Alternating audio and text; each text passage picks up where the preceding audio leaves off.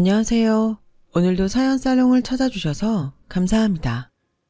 저는 50대 중반의 여성이에요. 일찍 부모님이 돌아가셔서 할머니와 살다가 고등학교 1학년 때 할머니도 돌아가셔서 혼자가 됐어요.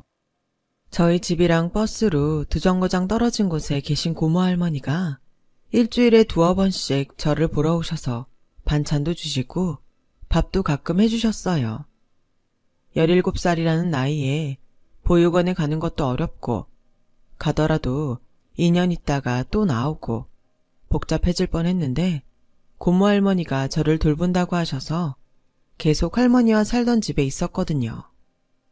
고모 할머니는 제가 그 집에서 계속 살고 싶어 하는 걸 알고는 일부러 저를 데려가지 않으신 거라서 더 고마웠어요. 가끔 제가 고모 할머니를 찾아갈 때도 있었는데 한 번은 집에 고모 할머니 아들이 와 있더라고요. 그분은 저를 보고 별로 반가워하지 않으셨어요. 아저씨하고는 가깝지도 않은 사이인데 왔다 갔다 하는 게 불편한 것 같았어요. 그래도 저한테 대놓고 언짢은 말을 하거나 기분 나쁜 행동을 하지는 않았어요. 아저씨는 고모 할머니와 가까운 데에 살고 있었어요. 고모 할머니네 2층 창문에서 아저씨네 골목이 보일 정도였죠.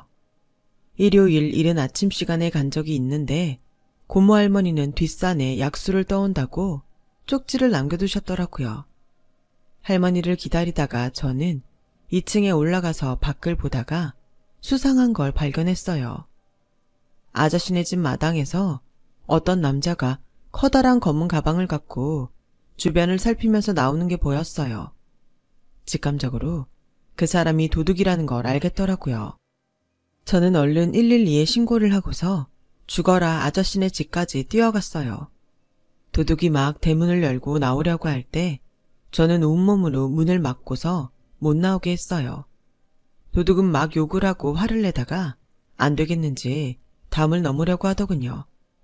그때 파출소에서 순경 2명이 도착했고 도둑은 담을 넘자마자 순경들에게 잡혀서 차에 억지로 태워졌죠. 가족 전부 새벽에 절에 갔다 온 아저씨네는 이 사실을 알고 깜짝 놀랐어요. 아저씨는 도둑이 들고 나온 가방을 열어보고는 다리에 힘이 풀려서 주저앉더라고요. 거기에는 아저씨네가 이민 가서 쓰려고 바꾼 달러 뭉치와 비싼 폐물들하고 고급 식기와 장식품이 들어있었어요. 정말 고맙다 성현아. 이거 없었으면 우리 다 이민 가서 당장 직구할 돈도 없을 뻔했어. 네가 우리 가족을 살렸다. 아니에요. 제가 고모 할머니한테 신세 지는 거에 비하면 아무것도 아닌데요. 제가 도둑놈을 봐서 천만다행이었죠. 라고 하자 아저씨네 가족들도 저한테 몇 번이고 고맙다고 인사를 했어요. 고모 할머니도 저를 안아주시며 우리 성현이가 아주 복덩이야. 성현이 안 왔으면 어쩔 뻔했어. 니들 미국 가서도 성현이 잊어버리면 안 된다. 아저씨는 이민 가기 전에 저한테 2달 정도 쓸 생활비를 주셨어요.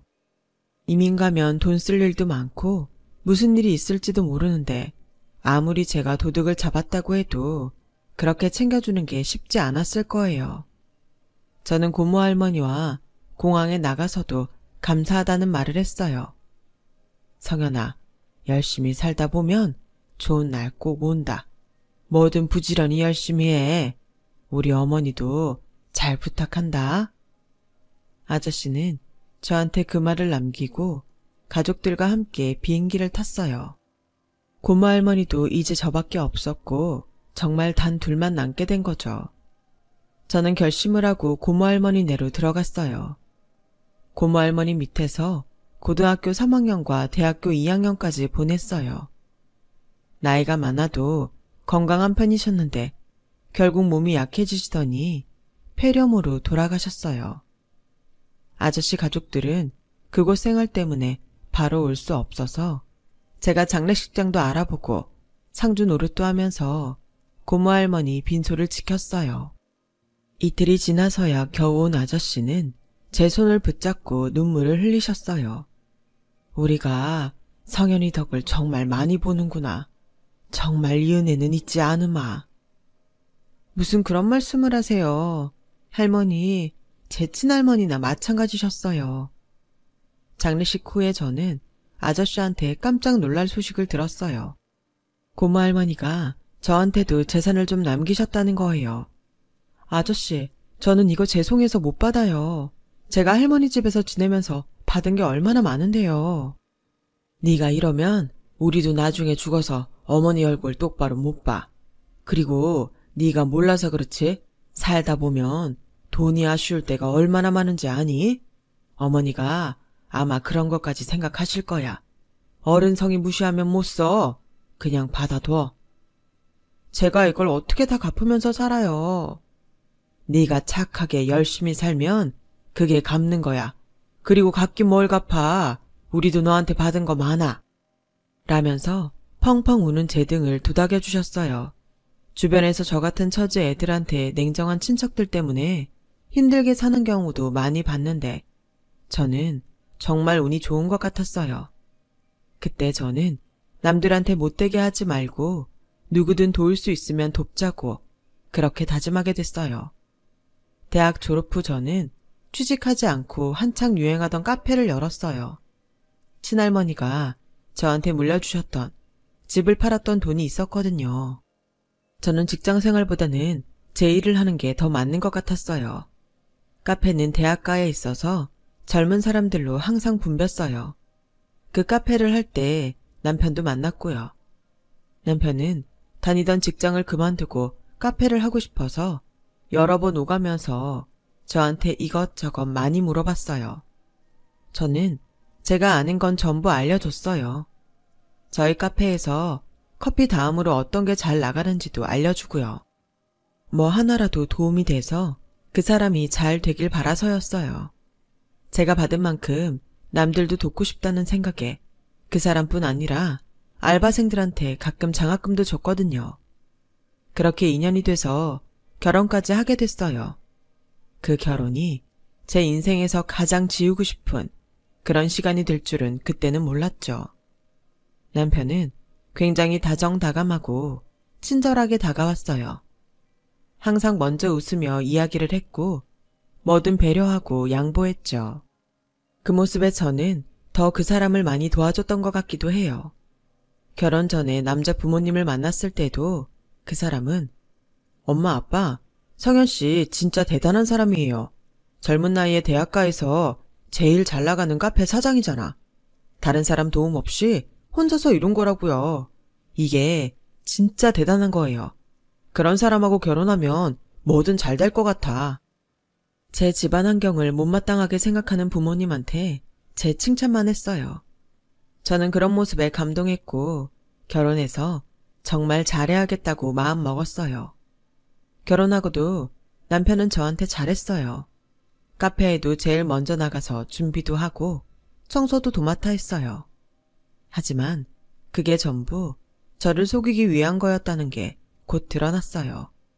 결혼하고 6개월쯤 지나서부터 남편은 슬슬 독립 얘기를 꺼냈어요. 카페 이름을 다르게 해도 내가 2호점이라고 확실히 할 거야.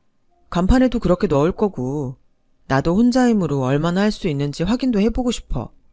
솔직히 당신은 사장이니까 알바생들도 나는 놀고 먹는 사람으로 보는 것 같단 말이야. 그러게 회사를 누가 그렇게 일찍 관두래. 재정 상태도 그렇고 내가 가게를 할 수 있는지 다 꼼꼼히 본 다음에 했어야지. 당신은 다 좋은데 그런 거 좀 덤벙대는 것 같아. 난 이만하면 됐다고 판단했어. 그동안 카페에서 실무 경험도 많이 쌓았잖아. 한번 해보고서 정 힘들면 그때 다시 생각해보면 안 될까? 라며 매일 어린애처럼 조르는데 결국 저도 그러자고밖에 할 수 없었어요. 남편은 엄청 좋아하면서 다음날 카페 자리부터 계약을 하고 오더군요. 그러더니 인테리어 주방 기구며 바로바로 다 들여오더라고요. 그동안 머릿속으로 다 구상을 하고 있었던 거죠. 남편은 약속대로 카페 간판에 저희 카페 2호점이라는 문구를 넣었어요. 그렇게 오픈을 하고 한 석 달 정도는 제가 양쪽 카페를 왔다 갔다 했어요. 남편 카페가 잘 돼야 한다는 생각에 신경이 쓰여서 가만히 있을 수가 없었거든요.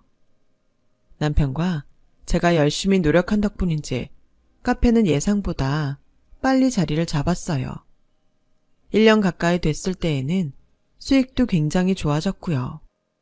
이제 당신이 더 이상 신경 안 써도 되겠다. 이제 당신 카페에만 집중해.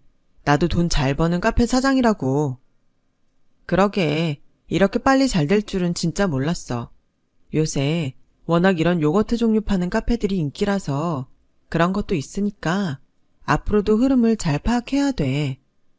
라며 충고를 했지만 남편은 신이 나서 제 말을 제대로 듣지는 않는 것 같았어요. 그 뒤로 남편은 점점 변해가더군요. 언젠가부터 집에 들어오는 시간도 늦어지나 싶더니 아예 외박을 하는 날도 생겼어요. 다 카페 일 때문이라고 하니 저는 더 뭐라고 할 수도 없었죠. 원재료가 제때 안 들어오거나 시설에 문제가 생기면 그럴 수도 있거든요.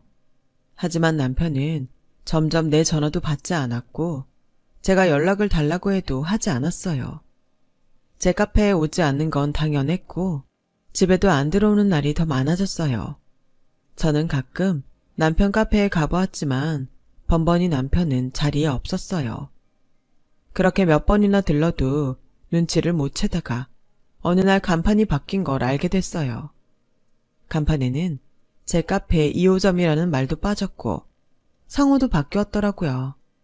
아무래도 이상해서 이것저것 알아보니 남편은 제가 만든 요거트도 자기 걸로 특허 출원을 냈고 독특한 음료 이름도 전부 특허 신청을 했더라고요.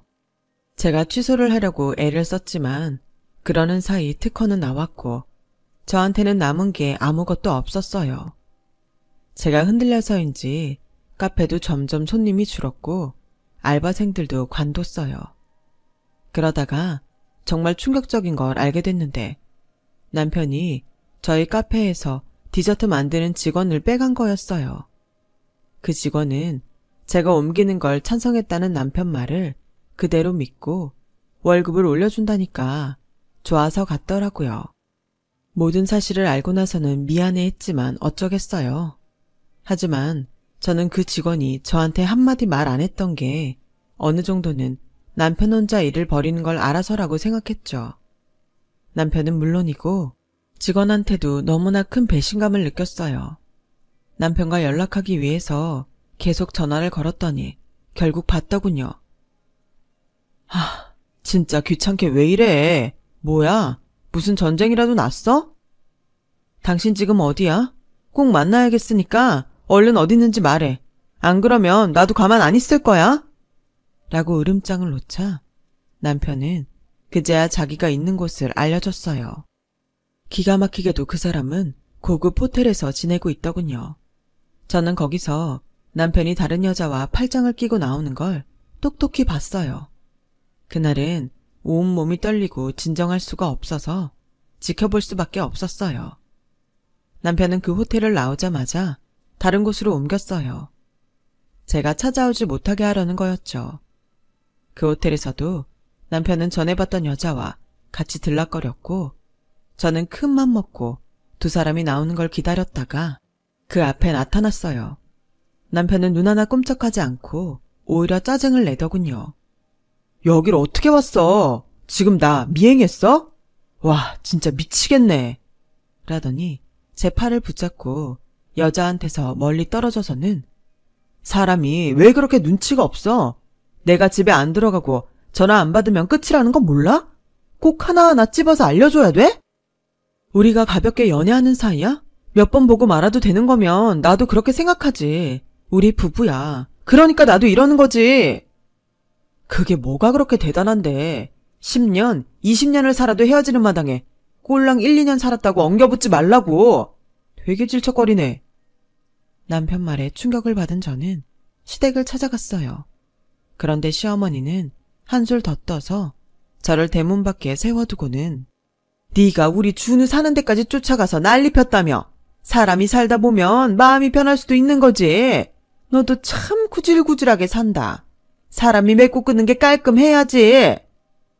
어머니, 이게 그럴 일은 아니죠. 엄연히 제가 아내이고 이혼을 한 것도 아닌데 집에 들어오지도 않고 다른 여자를 만나잖아요.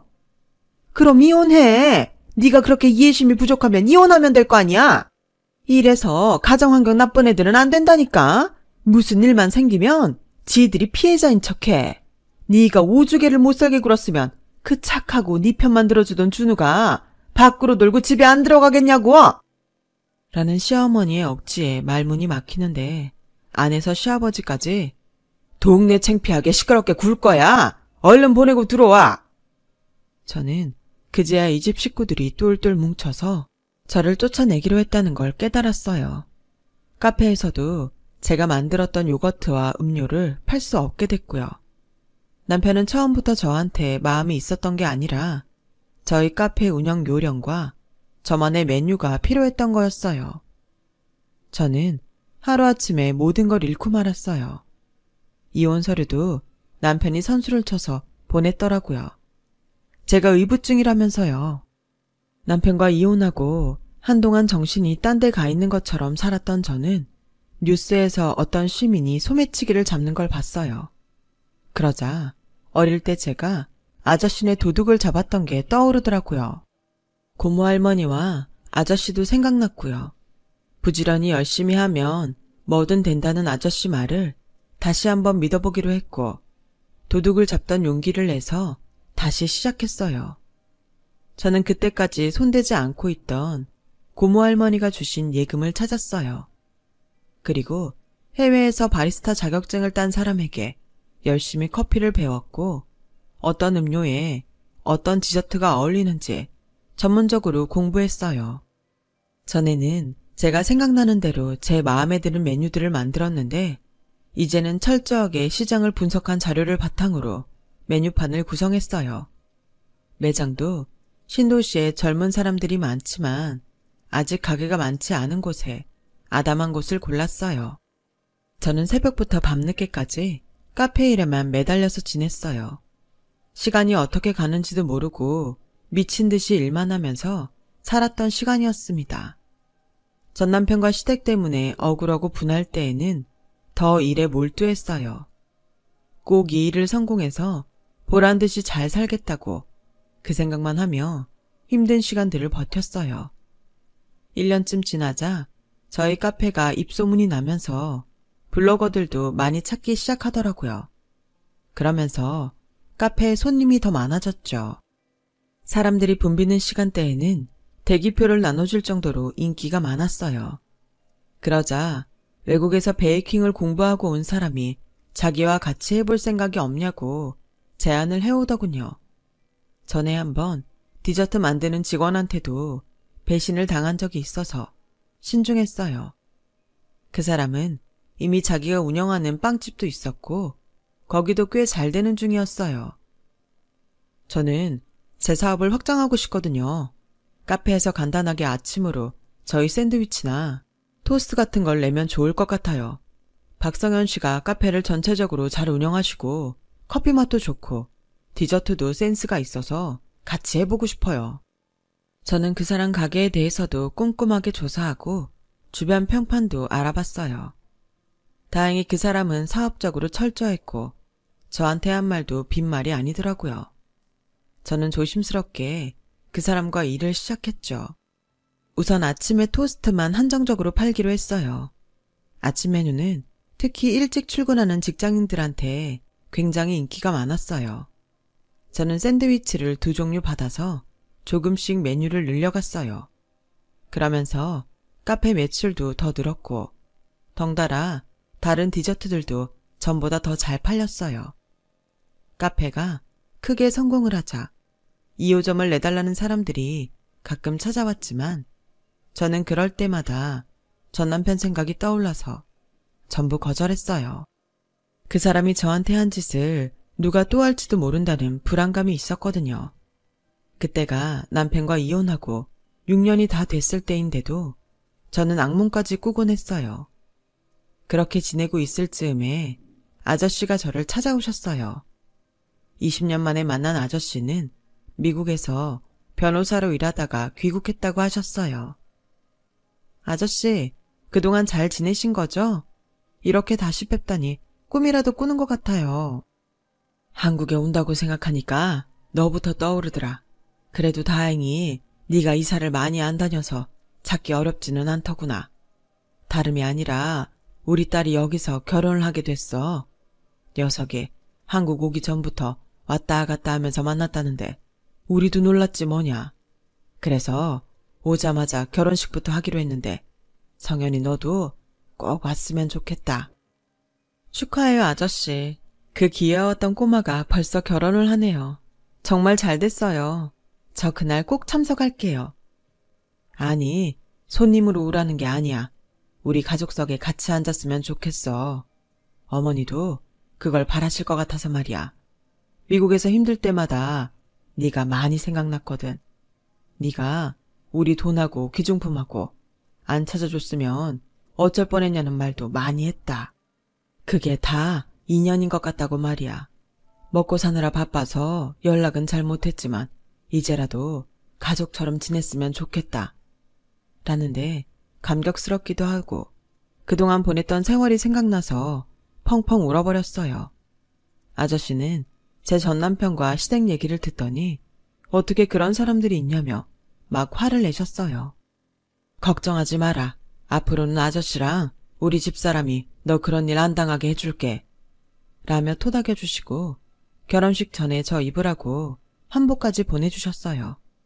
그리고 결혼식 날이 돼서 저는 한복을 입고 강남에 있는 미용실에서 머리와 화장까지 받고 결혼식장에 갔어요. 제가 너무 일찍 도착한 바람에 아저씨네 가족이 자리에 없었어요. 저는 신랑 측 사람을 보다가 어딘가 낯이 익다 싶어서 살폈거든요. 그런데 그 사람이 전에 제 결혼식 때 신랑 측 축가를 불렀던 전 남편 친구였어요. 저는 몸이 떨리기 시작했어요. 화장실에 가서 정신을 가다듬고 나와서 한쪽에 숨어서 신랑 측을 봤죠. 그랬더니 전 남편과 시댁 식구가 신랑 대기실에 있는 거 아니겠어요? 전 남편은 신랑 예복을 입고 가슴에 꽃까지 달았더군요. 시어머니와 시아버지는 미국에서 변호사를 하다가 온 집안이랑 사돈 맺는다며 입이 찢어져서 신이 나 있었어요. 저는 머리가 다 어지럽고 토가 나올 것 같았어요. 그리고 그때 막 도착한 아저씨를 붙잡고 조용한 데로 가서 모든 걸 말했죠. 진짜냐? 저 사람이 너랑 결혼했던 그 남자야? 너 이용해 먹고 의부증으로 위자료 한 푼 안 주고 이혼한 그 남자? 우리한테는 요식업 하느라 연애 한 번 못 해봤다고 했는데 어떻게 이런 일이 있냐? 라며 바들바들 떠시더라고요. 그러더니 잘 알겠다며 이제부터 우리가 처리하겠다고 하시더군요. 결혼식 시간은 점점 다가오고 하객들도 거의 다 왔을 때였어요. 전 남편은 신부 가족들이 신부 대기실에 못 들어오게 하자 혼자 식장 앞에서 어쩔 줄 모르더군요. 그러다가 신부를 빼고 아저씨와 아주머니만 나왔고 그에 맞춰 웬 건장한 남자 두 사람이 식장에 왔어요. 박준우 씨 맞으시죠? 당신을 사기 혐의로 긴급 체포하겠습니다. 묵비권을 행사할 수 있고 변호사를 선임할 수 있습니다. 저희랑 같이 서로 가시죠. 아니, 제가 무슨 사기를 쳐요. 이게 무슨 일이에요. 장모님, 장인어른, 저 억울합니다. 저 아무 짓도 안 했어요. 라며 버티는 전 남편 앞에 제가 나타났어요. 전 남편과 시댁 식구들은 귀신이라도 본 것처럼 넋이 나갔더라고요. 아무 짓도 안 해? 이혼하고 다른 여자하고도 사귀는 거 다 속였고 요식업체 사장이라는 것도 다 거짓말이잖아. 당신 카페도 그때 2년 더 장사하고 접었다던데. 여자들 꼬셔서 돈 뜯어내고 골프나 치러 다니는 거 내가 모를 줄 알았어? 라고 하자 시어머니가 제 머리채를 잡으며 이 나쁜 년이 어디서 거짓말이야. 2년이 내 아들 지 뜻대로 안 되니까 지금 억지 부리는 거예요. 잡아가려면 2년 잡아가요. 할머니도 콩밥 좀 먹게 해줄까요? 어디서 2년 전년이에요. 내가 전처럼 순순하게 당할 줄 알아요? 우리 아저씨네 식구들 나한테 가족이나 다름없는 사람들인데 그 사람들한테 사기를 치려고 해? 나 가만 안 있어. 전에 나한테 했던 짓까지 모조리 다 고소할 테니까 그렇게 알라고. 라며 시어머니를 뿌리치자 그제야 남편은 저와 아저씨네가 보통 사이가 아니란 걸 눈치채고 그 자리에서 무릎을 꿇었어요. 내가 잘못했어. 장인어른, 잘못했습니다. 저 이렇게 잡혀가면 끝나요. 한 번만 봐주세요. 여보, 나 한 번만 봐주면 안 될까? 내가 정말 잘못했어. 라는데 경찰들은 남편을 보고 기가 막히다는 표정을 지으며 일으켜 세웠어요. 전 남편이 경찰한테 끌려가자 그제야 시어머니는 아저씨한테 싹싹 빌면서 사돈어른, 우리 아들이 모자란 게 있겠지만 젊을 때 실수 한두 번 할 수 있는 거 아니겠어요? 한 번만 용서해 주세요. 무슨 용서를 해요? 우리 딸 신세 망치려고 한 놈인데. 그리고 우리 성현이 혼자라고 그렇게 무시하고 말도 안 되는 소리 해가면서 위자료도 안 주고 이혼했잖아요. 기다리고 계세요. 우리가 전부 갚아줄 겁니다. 그렇게 뿌리치자 전 시어머니 시아버지는 그 앞에서 무릎을 꿇고 계속 살려달라고 했고 다른 사람들은 그 모습을 구경했어요. 그 후 전 남편은 제 증언으로 결혼 사기죄가 입증이 돼서 실형을 선고받게 됐어요. 아저씨 딸은 한동안 충격을 받아 힘들어했지만 다시 좋은 사람을 만나서 몇 년 후 결혼을 했죠. 그때도 저는 가족으로 참석했어요. 그 후로 전 남편과 시댁은 어떻게 지냈는지 알 길이 없었어요. 그러다가 얼마 전에 시골 노인들한테 사기를 치다가 잡혔다는 소식을 들었네요.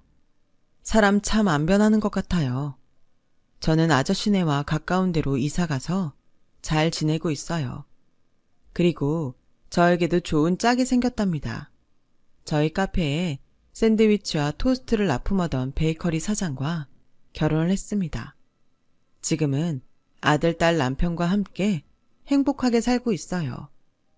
자기가 하는 대로 받는다고 살아가는 동안 좋은 일 많이 하고 살면서 자식들도 복 많이 받고 사는 삶이 되었으면 좋겠다는 생각을 하곤 합니다.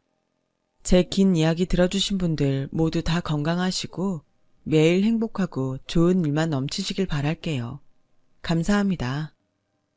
여러분, 사연 댓글에 응원과 현명한 조언 부탁드려요. 좋아요와 구독은 저에게 큰 힘이 됩니다. 오늘도 좋은 일 가득하세요.